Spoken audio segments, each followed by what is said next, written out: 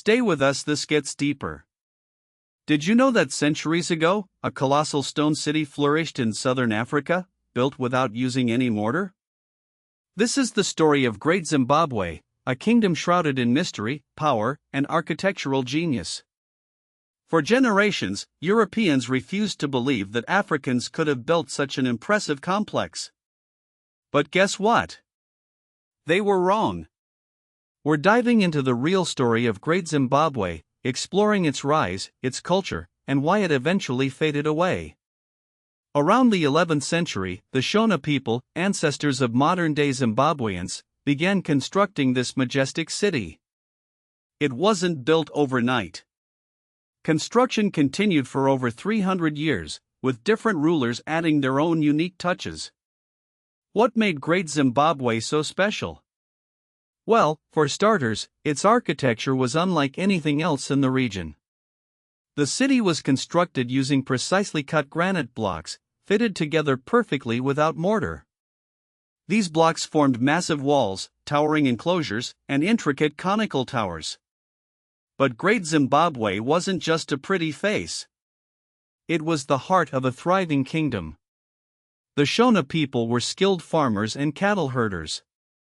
They also controlled important trade routes, connecting the interior of Africa with the Swahili. But here's what they never wanted: you to allow them to trade gold, ivory, and other valuable goods for cloth, beads, and other items from across the Indian Ocean.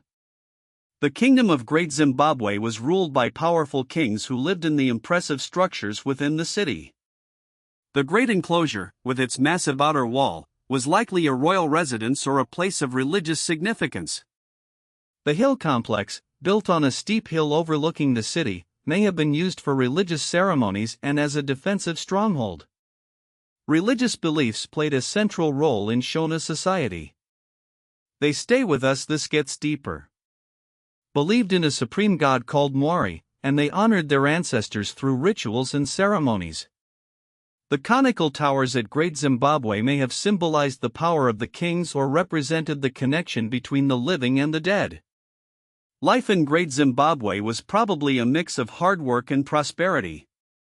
Most people lived outside the city walls in smaller villages and farmed the surrounding land. But the city itself was a hub of activity, with artisans, traders, and religious leaders all playing their part.